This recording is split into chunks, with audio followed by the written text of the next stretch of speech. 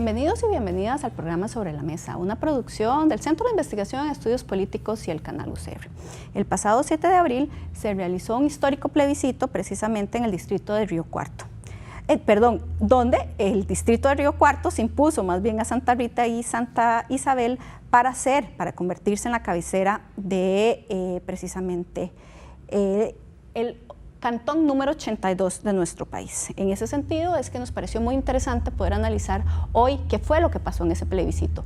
Efectivamente, cada día que hablamos de que tenemos que fortalecer nuestro sistema democrático, que necesitamos más y más espacios de democracia directa, pues este es un mecanismo, ¿verdad?, que se está utilizando para tomar una decisión tan importante sobre la cabecera de un cantón y pues por supuesto que ahí estuvo la Escuela de Ciencias Políticas, estuvo la UNED, estuvo el Tribunal Supremo de Elecciones. Entonces hoy vamos a conversar con respecto a esto. Por eso entonces hoy va a estar con nosotros el director de la Escuela de Ciencias Políticas, Fernando Celedón. Hola, Marce. También contamos con la presencia del director del Registro Electoral y Financiamiento de Partidos Políticos del Tribunal Supremo de Elecciones, Héctor Fernández Macís. Hola, muy buenas noches, gracias por la invitación. Y también contamos con la presencia de la coordinadora del programa Agenda Joven de la UNED, de doña Nora Chacón. Hola, buenas noches, gracias por la invitación. Bueno, y para empezar, entonces vamos a ver una cápsula que nos cuenta un poco brevemente qué fue lo que pasó el pasado 7 de abril.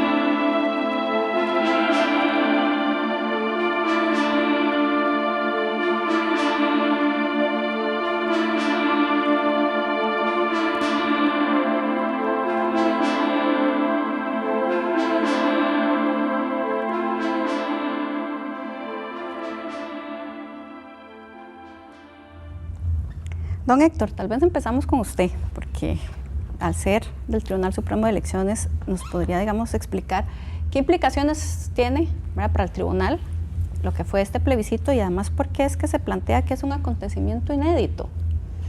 Bien, para nosotros fue algo atípico, completamente inédito, pues recordemos que en el 1998 se crea el nuevo Código Municipal y ahí se establece una facultad para los gobiernos locales, para las municipalidades, de convocar a consultas populares, ya sea plebiscitos, referéndums o cabildos, y podría ser a escala cantonal y a escala distrital. Entonces, desde el 99, que fue cuando asistimos al primero y que fue lo que lo convocó la Municipalidad del Cantón Central de Punta Arenas, para algo que igual lo asesoramos en ese momento, que no era un acto propio de su competencia, como era hacer una consulta a los distritos de Cóbano, Lepanto y Paquera si querían seguir perteneciendo a Punta Arenas, ¿verdad? Sin embargo, ellos llevaron a cabo la consulta y nosotros los ayudamos con asesoría y fiscalización, que es nuestra función en ese Claro. tipo de consultas populares. Y a partir del 99, pues en varias comunidades, tanto de la vertiente atlántica como Pocosí, como Guásimo, si mal no recuerdo, Los Ángeles en San Ramón, etcétera. En varias localidades hemos estado. El año pasado estuvimos tanto en Paraíso de Cartago como en Nicoya. Y hay diferentes tipos de plebiscitos. Hemos estado en Pérez de León, por ejemplo, en un revocatorio de mandato de alcalde, así como el de Jiménez, para ver si ahí se podía establecer un nuevo consejo municipal de distrito, ¿verdad? En Pejivalle.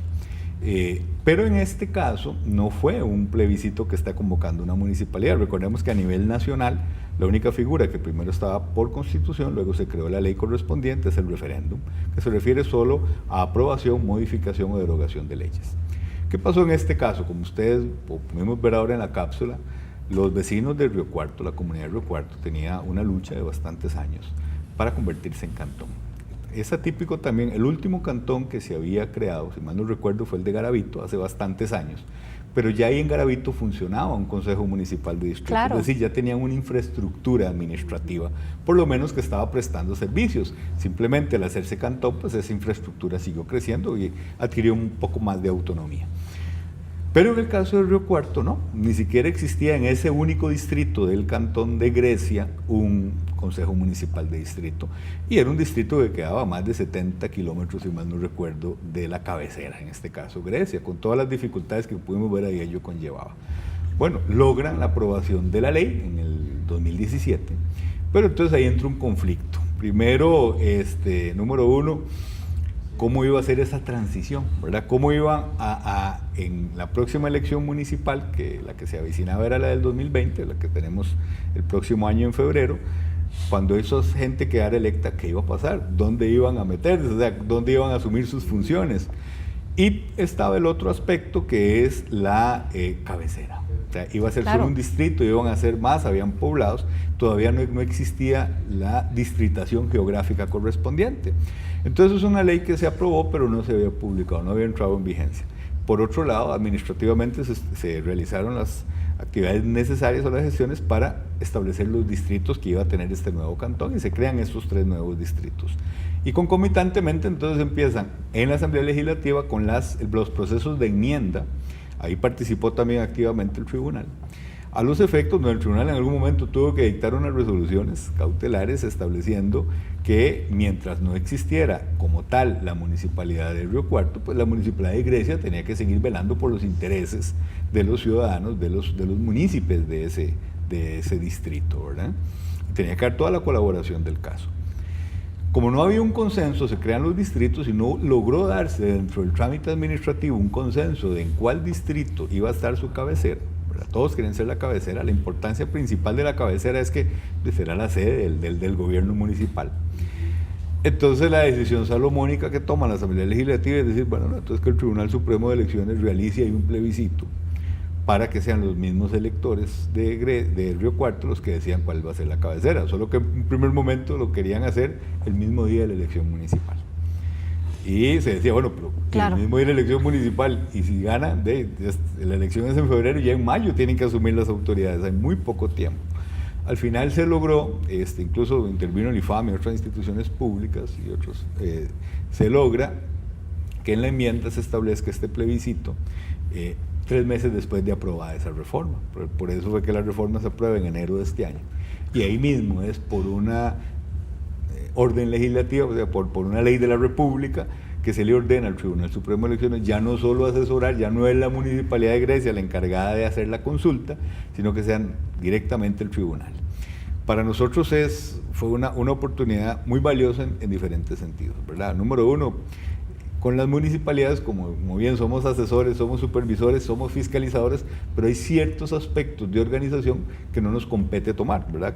Y los asesoramos, pero hemos tenido ciertas dificultades porque no siempre necesariamente acatan las recomendaciones, ¿verdad? Y a veces eso pues le pone un poquito mayor de complejidad a la consulta. Y en este caso, pues las decisiones eran completamente nuestras. Entonces el tribunal en la convocatoria decidió que todos los miembros de mesa fueran funcionarios del Tribunal Supremo de Elecciones.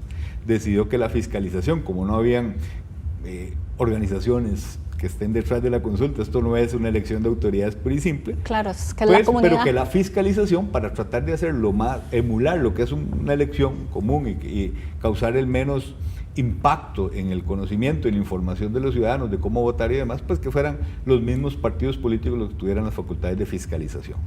Y se le dieran a cualquier organización que estuviera debidamente conformada en el nuevo cantón o en Río Cuarto, la posibilidad de proponer observadores. Al final fue interesante porque las organizaciones o los líderes comunales o los interesados hicieron su etapa de fiscalización, pero a través de partidos políticos, a través de 4 agrupaciones políticas, y no inscribieron ninguna organización como observadora. Más bien las observadoras fueron las universidades que están aquí representadas, y de alguna suerte pues confiaron en nosotros. Al principio hubo cierta polémica sobre el padrón, ¿verdad? Sobre si se habían o no trasladado más personas de las que tenían que trasladarse. Eso fue lo primero que tuvimos que enfrentar.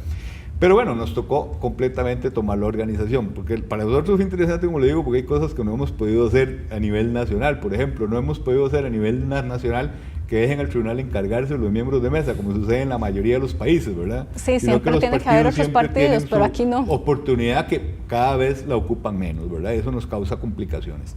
Y bueno, aquí sí éramos nosotros, entonces podíamos asegurar bien esa parte del proceso que es fundamental.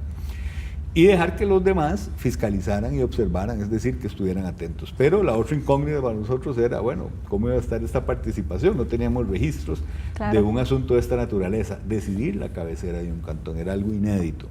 Y fue una grata sorpresa, eso para mí por lo menos fue la mayor grata sorpresa, el nivel de organización y de participación que hubo el 7 de abril. Y viendo, de hecho, los datos, el abstencionismo, yo hubiera hasta pensado que iba a ser más alto de lo que realmente fue, pero bueno, eso podemos ahora seguir conversando. Tenemos que ir a una pausa, estamos analizando el plebiscito en Río Cuarto, acá en Sobre la Mesa, ya regresamos.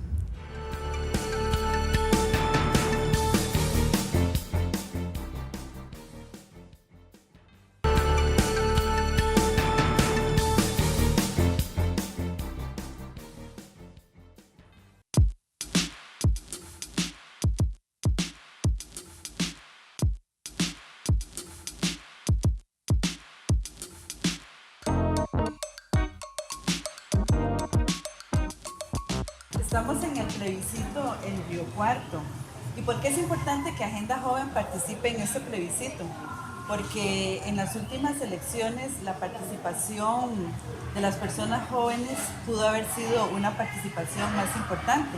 Aún así votaron alrededor del 60, 70, 65% de las personas jóvenes. Y hay un problema, una situación de crisis política que enfrenta este país, y es justamente la falta de legitimidad de las estructuras de poder político, tanto a nivel de gobierno central como a nivel de asamblea legislativa, y eso se reproduce también en los diferentes espacios de poder y de toma de decisiones. El OPEJ, el Observatorio Político Electoral Juvenil del programa Agenda Joven de la Universidad Estatal a Distancia, participa formalmente acreditado ante el Tribunal Supremo de Elecciones como observador nacional. Eso le da no solamente una condición distinta al observatorio en todos estos años que hemos realizado la observación en los distintos procesos, porque participamos en un acontecimiento inédito, histórico en la historia nacional, pero también porque nos permite observar la participación de las personas jóvenes en una comunidad como es el Cantón de Río Cuarto. Este ha sido un proceso muy bonito que ha involucrado diferentes personas con diferentes actividades económicas, diferentes profesiones, personas mayores, personas jóvenes, y ha sido un enlace muy bonito porque se ha buscado ese relevo generacional de la experiencia de aquellas personas que han participado por a lo largo de 15 años en este proceso de buscar el cantonato, y pasaron todo ese conocimiento, esas ganas y esa fuerza de luchar por que esto se haga realidad a nosotros los jóvenes. Pues es necesario el día de hoy colaborar con el pueblo, con la gente que lo necesita, ofreciendo guía a las personas, cómo pueden votar enseñándoles dónde está su padrón electoral, su nombre, su número electoral, para que a las personas a la hora de mesas no les cueste mucho y sea todo más rápido, y al cual tenemos gran cantidad de personas que nos han visitado a votar. Mi persona está siendo guía de mesa y al igual estoy asesorando a las personas, estoy tratando de guiarlas, de informarlos un poco, de asistir a las personas adultas mayores y con algunas discapacidades. Estamos bastante felices y contentos de este día. Es de verdad muchos nervios porque es algo incierto lo que va a pasar, pero nos sentimos bastante orgullosos y contentos. El asunto ha sido sumamente bonito. A nosotros nos ha agradado enormemente ver la respuesta de la gente, cómo se involucra, cómo ha participado, cómo la gente está preguntando, incluso desde hace días, cuándo va a ser la elección, a qué hora, cómo puedo hacer para ayudar, cómo puedo colaborar. Llevar la democracia a un punto muchísimo más alto, que es que el mismo ciudadano sea quien autodetermine, por decirlo así, los límites de su cantón y cómo va a operar su cantón, dónde debe estar su municipalidad, con qué se sienten más cómodos y no dejarlo solo a criterios técnicos administrativos, que si bien sería lo ideal por ser las normas vinculantes, le da un toque especial al proceso y lo vuelve aún más importante y aún más objeto de estudio. ¿Por qué? Porque a largo plazo se puede determinar cómo el papel de la ciudadanía influye en el desarrollo o no de un cantón, y eso es lo que ahorita se va a demostrar, qué papel va a tomar la ciudadanía y cómo a largo plazo eso va a funcionar.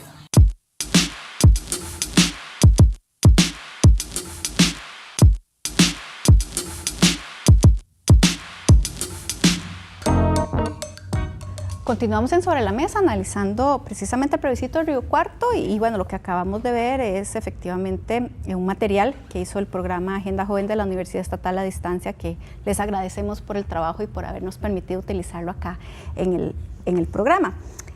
El primer bloque, efectivamente, don Héctor nos contaba todo lo que significó para el Tribunal Supremo de Elecciones y que participar, organizar, estar en el plebiscito y que más bien quienes asumieron la observación fueron ambas universidades. En ese sentido, quería preguntarle a ambos, a Nora y a Fernando, ¿cómo fue que coordinaron los esfuerzos, ¿verdad?, como observadores electorales? ¿Qué objetivos tenía cada una de las universidades y qué fue lo que realmente el aprendizaje que les dejaron? Tal vez empezamos con Nora, que es nuestra invitada, y después Fernando, que es aquí de la casa. Sí, muchas gracias. Por la invitación que le hacen a la Universidad Estatal a Distancia por medio del programa Agenda Joven. Es muy interesante la pregunta porque el programa Agenda Joven tiene un componente muy particular de la ciencia política. Tenemos un sesgo ahí bastante interesante que me encanta, el área politológica, que tiene que ver con la identificación de procesos de participación, la participación de toma de decisiones de las personas jóvenes. Desde el año 2010 hemos trabajado en observación de los diferentes procesos que se han dado tanto en elecciones nacionales como cantonales, viendo la participación que se le da, la percepción que tiene la persona joven sobre el proceso electoral, sobre lo que ella hace en el proceso electoral y sobre lo que le ponen a hacer o sobre cómo es concebida en ese proceso de participación. Bueno, desde ese lugar hemos tenido algunas incursiones más que todo académicas con la Escuela de Ciencias Políticas, y don Fernando en su momento me llamó y me dijo: Norita, ¿por qué no vamos las dos universidades con el observatorio, ¿verdad?, de Agenda Joven, a hacer la observación al Río Cuarto? Yo lo conversé con el equipo, por supuesto que los del OPEC estuvieron súper interesados en hacer la observación. Fuimos al campo y aplicamos algunas de las técnicas que hemos ejecutado en otros momentos y en otros procesos de investigación. Por ejemplo, una pequeña consulta que se hizo de manera proporcional y de representación estadística a personas entre 18 y 35 años de cada uno de los 3 distritos que se disputaban el cantonato, la cabecera de cantonato, y bueno, ahí tenemos unos resultados preliminares de los cuales podríamos hablar, pero me parece que es una experiencia bastante interesante, porque podría ser la primera experiencia de varias para identificar procesos de observación. Fernando, yo sé que estaríamos sumamente interesados, y aplicación de metodologías, ver resultados, hacer experiencias longitudinales, así es que... Fernando, ¿cómo fue la experiencia para la Escuela de Políticas? Sí, bueno, gracias y saludar a Nora y efectivamente creo que está de más decir que tenemos trabajo hacia adelante en conjunto, y a Héctor, por supuesto, que nos apoyó muchísimo, creo, a las dos misiones de observación, y de eso podríamos hablar, porque incluso la relación que tuvimos con los miembros de mesa, con el tribunal, también fue interesante y creo que fue distinta a otros procesos en los cuales hemos compartido. Vamos a ver, creo que el propósito, y yo se lo digo a los estudiantes y los profesores que armamos misiones de observación aquí en la universidad, es sobre todo en estos procesos, así como en el del 2011, en la revocatoria mandato de Pérez Celedón, donde nos encontramos con Héctor también, es tomar una foto de un evento que alguien dentro de 80 años va a ver la foto y va a decir, esto fue lo que pasó en Río Cuarto o lo que pasó en Pérez Celedón. Fotos que no tuvimos de eventos históricos electorales que han habido en este país, ¿verdad? Y que, digamos, sobre los cuales hay algunas referencias, pero captar la vivencia de una comunidad como la que tuvimos el 7 de abril en Río Cuarto y dejar una memoria de esto me parece que es importante. Desde la ciencia política, pues estábamos enfrente de un laboratorio enorme, de una cantidad de vértices, detalles, vórtices. En realidad, si tuviera que explicarle a la gente qué fue lo que pasó en Río Cuarto, fue una especie de terremoto de subducción, ¿verdad? Porque era una sola unidad geográfica, de un momento a otro se viene el Menión y aparecen 3 unidades geográficas distintas que empezaron a buscar una diferenciación entre ellas. De hecho, la división que hace el territorio el Instituto Geográfico Nacional en conjunto con el tribunal, etcétera, a partir de criterios de población, etcétera, hace que artificialmente se rompan con dinámicas cotidianas de vinculación entre vecindarios, ¿verdad? Porque en realidad Río Cuarto era un solo distrito con caseríos. Era un consejo de distrito, 2 síndicos y algunos miembros del consejo de distrito electos en el 16, y ahora van a tener que elegir a más de 30 personas en un gobierno local. Entonces fue realmente llegar con varios sismógrafos a tomar, digamos, esa evidencia. Por supuesto, hacia adelante hay mucho que hacer. Vamos a estar en presencia de lo que también va a ser inédito, ver cómo una población se organiza para formar un gobierno desde el punto de vista infraestructural, burocrático, administrativo, reglamentario, hacienda municipal, ahí no se cobran impuestos. Claro, o sea, ¿qué significa, ¿qué significa cobrar una licencia, una patente, cómo generar impuestos de bienes inmuebles? Es decir, es desde el punto de vista de la ciencia política y por supuesto otras disciplinas, es un laboratorio riquísimo, la verdad. Creo que para el tribunal también fue una experiencia, como ya lo contó Héctor. Bueno, yo diría, por supuesto no soy experto, pero entrar de manera supletoria, digamos, ¿verdad? Es una experiencia nueva para el tribunal y ahí hay una lectura, ¿verdad?, de cosas que pueden pasar hacia adelante, ¿verdad? Entonces, igual, digamos, la capacidad que está teniendo Agenda Joven de capturar una población joven que va a crecer con la creación del cantonato, y seguramente muchas de las personas jóvenes que participaron de alguna manera en este proceso van a formar partidos políticos, van a ser líderes de consejos de distrito, van a ser regidores, alcaldes, etcétera, ¿verdad? Entonces, tener esa oportunidad de estar en el punto de ignición y de explosión de un motor que empieza a funcionar, me parece que realmente fue un privilegio, y desde las universidades públicas apoyar ese proceso hacia adelante, acompañar al tribunal en estos procesos, me parece que de alguna manera también le da un lugar, un sitial. Para mí realmente, de verdad que se me para el pelo cuando pienso cómo es posible que en este país la cultura democrática esté tan enquistada que una población pueda hacer esto que hizo el 7, ¿verdad? Es que realmente cuando llevamos esto a otros lugares vemos diferencias abismales, ¿verdad? Y el nivel de participación, cómo se organizaron, etcétera, ¿verdad? O sea, cómo hicieron ellos algo que hace 6 meses no tenían una experiencia de vida democrática realmente, ¿verdad? Solo aceptar el gane y la derrota, ver cómo se conjuntan, me imagino, agendas, etcétera, etcétera. Se establecieron diferencias donde no las habían, qué hacer ahora con esas diferencias, ¿verdad? Por ejemplo, hay un dato curioso que es que el Consejo de Distrito de Río Cuarto, electo en el 16, está conformado por un síndico propietario y un suplente que son de Santa Rita. Porque ese fue el distrito, digamos, ese fue el caserío, digamos, que puso candidatos y logró la elección. Claro. A través de los partidos políticos, sí. ¿Verdad? Y bueno, y Santa Rita perdió la cabecera. Sí, entonces en la transición va a haber gente de Santa Rita liderando el Consejo de Distrito, pero y de alguna manera es lo más cercano al gobierno de Grecia que hay en este momento. Pero que no ganó. Entonces son detalles, sí, ¿verdad? Claro. Son detalles de una enorme complejidad en un espacio de 250 kilómetros cuadrados, además lindísimo. Yo invito a la gente a ir a ese lugar, es precioso. Claro.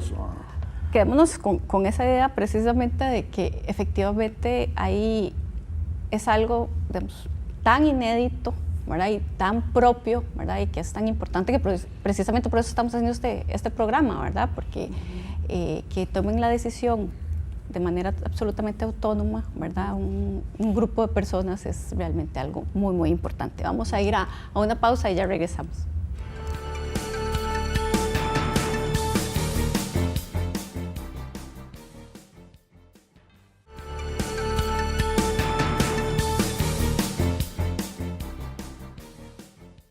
Continuamos acá en Sobre la Mesa con Nora Chacón, coordinadora del programa Agenda Joven de la UNED, don Fernando Celedón, director de la Escuela de Ciencias Políticas, y don Héctor Fernández del Tribunal Supremo de Elecciones. Antes de ir a una pausa, en algún momento Fernando explicaba que esto era como un terremoto, ¿verdad?, lo que había sucedido. Y en ese sentido, a mí me gustaría tal vez que don Héctor nos explicara, porque bueno, tenemos que Río Cuarto, Santa Rita y Santa Isabel, tienen diferentes niveles de desarrollo, ¿verdad? Se habla un poco de la bajura, que es Santa Rita y Santa Isabel versus Río Cuarto. Esto supone, ¿verdad?, o supuso condicionantes para el proceso electoral, este cambio, digamos, y lo que es esas diferencias también, los niveles de desarrollo. Bueno, no te puedo contestar desde el punto de vista de niveles de desarrollo, pero de la experiencia que nosotros pudimos tener, por supuesto que eran, aun cuando sea distancias relativamente cortas, eran distintas realidades, ¿verdad? Claro. Entre, por ejemplo, Río Cuarto, Santa Rita y Santa Isabel. Pensemos que geográficamente el cantón es como alargado, ¿verdad? Entonces está como Santa Rita en el centro, a un extremo Río Cuarto y al otro extremo Santa Isabel, ¿verdad? Entonces es interesante nosotros el nivel de organización. Por ejemplo, ahora como lo decía Fernando, y algo que conversamos con los primeros que tuvimos acercamiento fue con los miembros del Consejo de Distrito, que es el único órgano electo. Ahora, recordemos que un Consejo de Distrito, como ese, ellos trabajan en forma de honor, ¿verdad? O sea, la ley no les da ni siquiera facultades de decisión en nada, es básicamente un trabajo de verdad altruista. La persona que se mete ahí es porque le gusta, es dirigente comunal. Y resultó que todos eran de Santa Rita. Entonces eso en un principio empezó a generar roces con nosotros, ¿verdad? Como los de Río Cuarto por ahí diciendo, es que ustedes están con Santa Rita, tuvimos que, así como hicimos la primera reunión en Santa Rita, hicimos reuniones en los 3 distritos, claro, también en Río Cuarto y Santa Isabel. Conversando yo con ellos en algunas de esas reuniones, entonces les decía, bueno, ¿y cuánta gente de Río Cuarto ha tenido la oportunidad de estar en la municipalidad en Grecia? Casi nadie sabía, o sea, todo el mundo me dijo que yo sepa nadie, ¿verdad? ¿Por qué? Porque la mayoría de la densidad de población no está ahí. Entonces, los puestos en la municipalidad, los puestos sí decisorios en la municipalidad de Grecia, sea a través de regidurías o de alcaldías, pues en habitantes de Río Cuarto, yo no sé si habrá algún antecedente, porque no está oficializado, pero ni la misma gente de ahí sabía.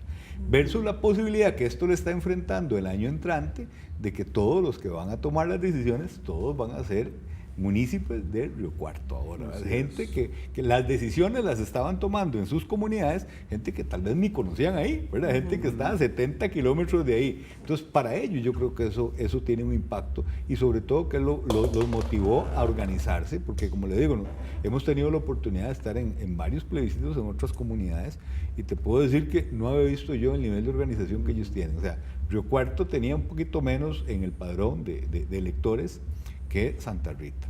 Pero si usted analiza los números, como lo vimos ahora, un 16% de abstencionismo en Río Cuarto, es decir, un 84% de participación. Sí. Si usted le quita a la gente que ya no vive ahí, pero que está en el padrón, sí, claro, yo creo que todo el que estaba ahí fue a votar.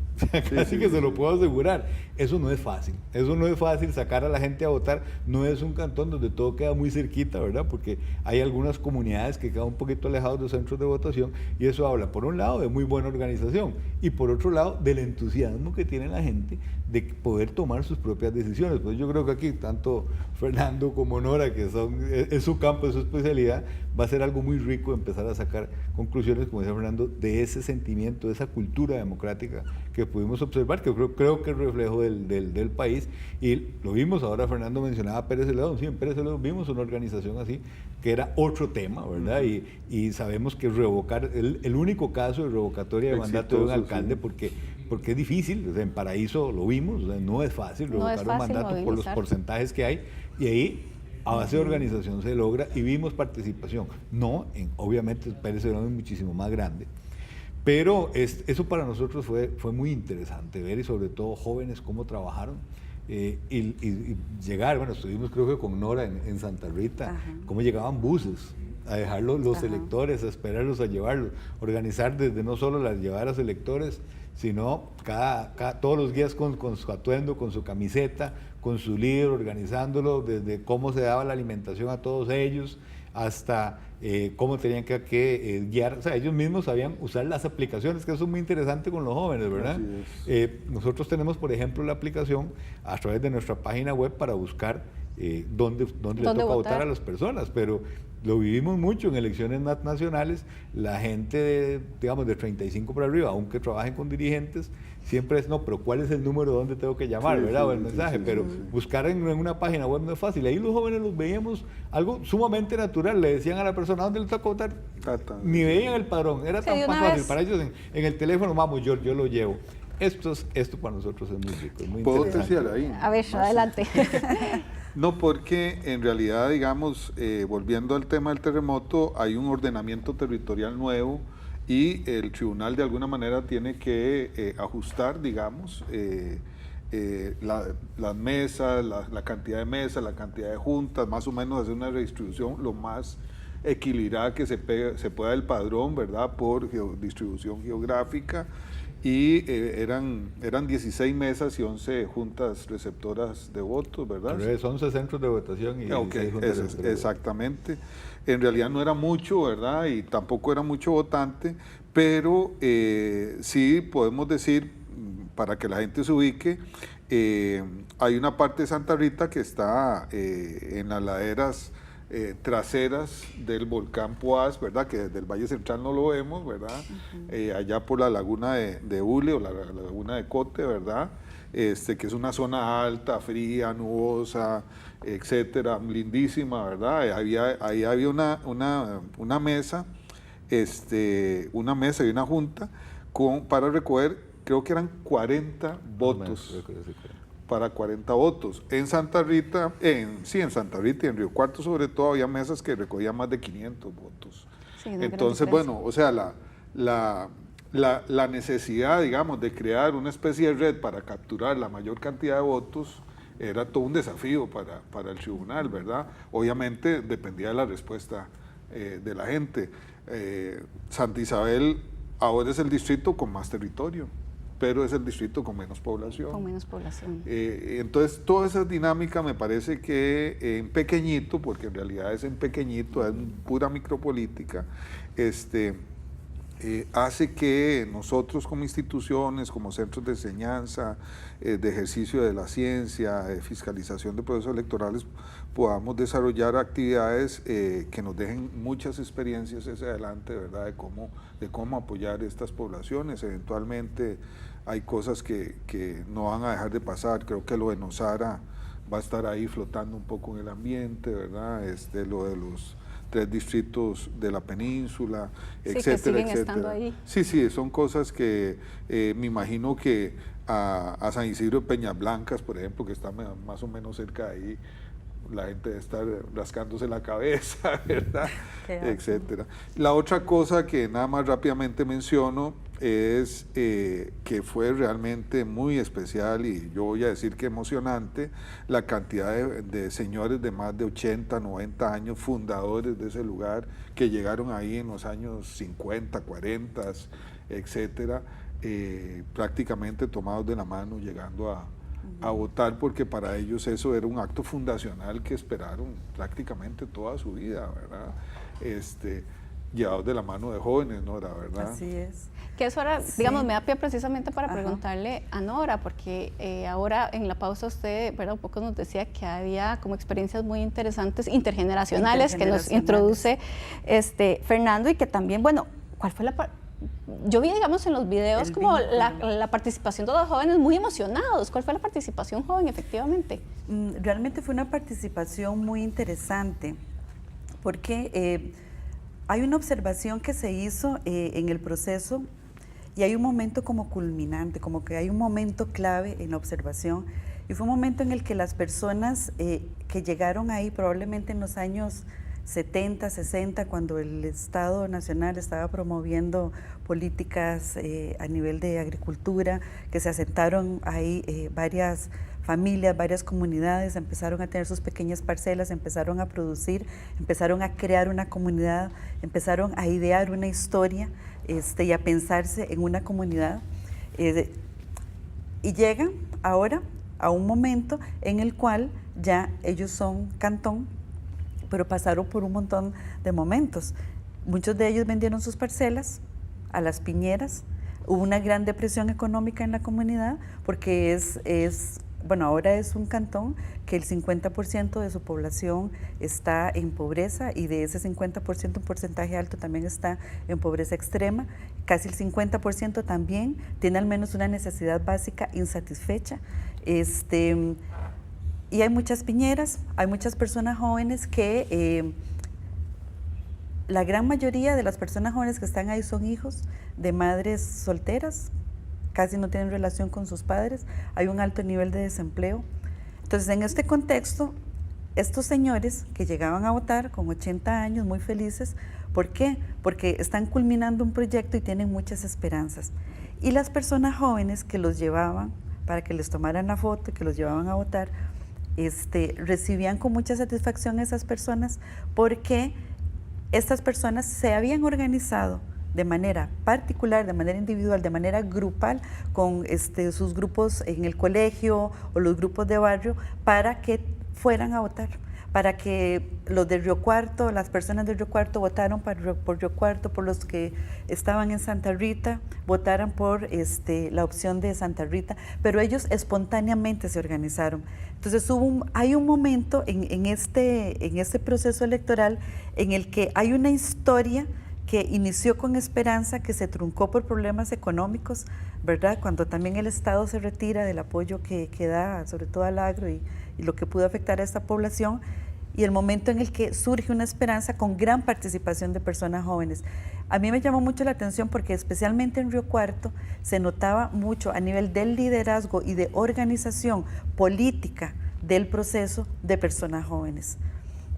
A diferencia en el caso de Santa Rita, donde sí era como más evidente la participación de personas adultas en los procesos de liderazgo, pero que aún así yo observé Santa Rita, pude ver que había muchas personas jóvenes que se habían organizado y que estaban muy felices y que pretendían además seguir con esta organización, porque venía justamente el otro año la participación en lo que era la elección municipal.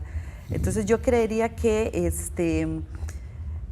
también pudimos ver en este proceso electoral lo que por décadas tal vez se llevaron diferentes creaciones o independencias de cantones, fueron décadas antes de que se declarara un cantonato, de que los que llegaron a ese poblado, que tal vez fue a principios o finales del siglo pasado, pensaran en ese sueño. Pasaron muchas décadas y luego nosotros solo vimos a un grupo organizado que logró generarse como un cantón, ¿verdad?, independiente. En este momento yo creo que algo muy interesante es que desde el inicio de la población al momento en que se forman como cantón, yo creo que han pasado unas 4 décadas y eso, ¿verdad?, como comportamiento político también es muy interesante verlo, es un laboratorio interesante. Vamos a hacer la pausa y precisamente entramos a ese tema, ¿verdad?, de lo que implica ahora, a partir de ahora, después de tanto tiempo, qué es lo que sigue. Estamos acá en Sobre la Mesa, plebiscito en Río Cuarto, ya regresamos.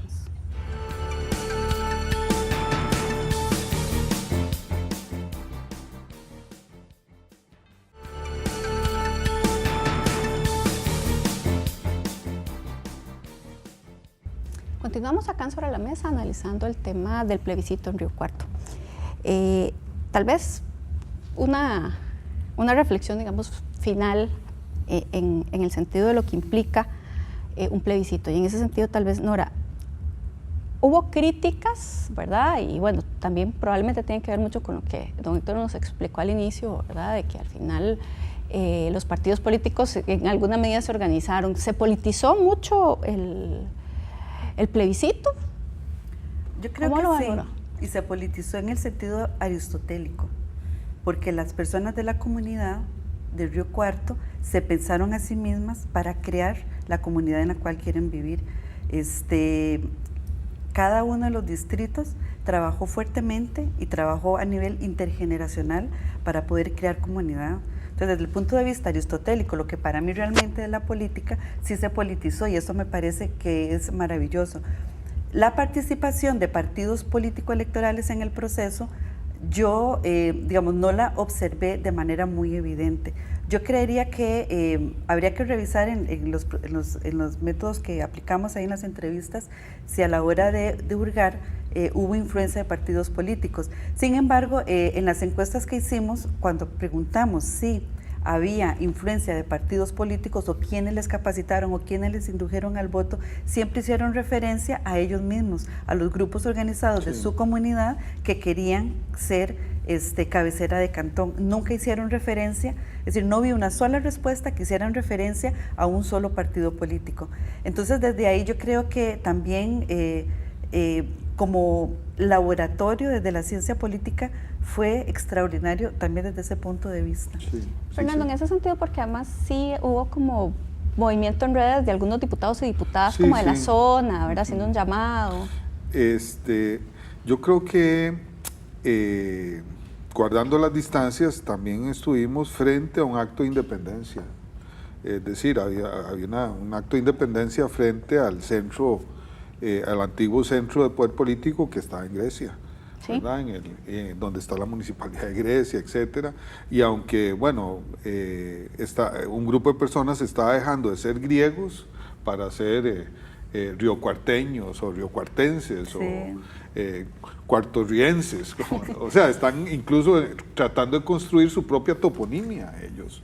Entonces sí estábamos frente a un acto y lo digo porque aunque la legislación nuestra obliga o conduce estos procesos a la participación de los partidos políticos, por ejemplo, la inscripción de fiscales es a través de partidos políticos, incluso en un plebiscito, etcétera. Digamos que los portaaviones se comportaron, creo, respetando ese acto de independencia, esa es la impresión. Yo que conozco un poco líderes de partidos políticos, pues sí, pude observar visores que andaban por ahí, ¿verdad?, viendo el evento, etcétera, etcétera, de varios partidos políticos. Bueno, enfrente tenemos la primera elección municipal ahí en febrero del 2020 y ahí van a aparecer obviamente los partidos políticos, ¿verdad?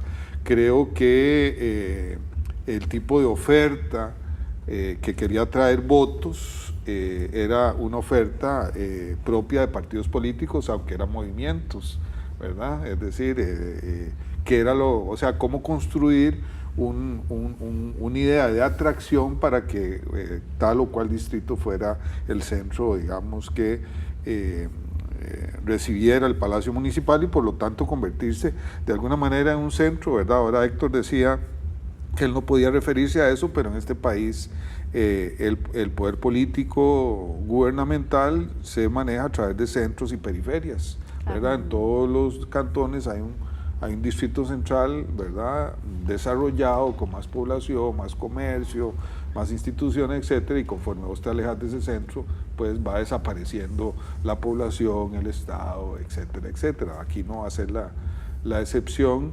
Hay un hecho relativamente novedoso que marca el distrito, lo que era el distrito y el cantón de Río Cuarto, que es la construcción del tramo de la Ruta 4 Vuelta de Cooper, Bajos de Chimalmate, que lo cortó, todo un tema. Lo cortó a la mitad e incluso sirvió de división territorial, ¿verdad? Porque eso lo usó en algunas partes de ese territorio el Instituto Geográfico para decir dónde comenzaba un distrito y otro. Bueno, se supone que es un acto, digamos, de modernización infraestructural y así está. O sea, ¿cómo absorber ese acto? Hay cosas que llaman muchísimo la atención, ¿verdad? El monocultivo de la piña dominante en este momento desde el punto de vista productivo, ¿verdad?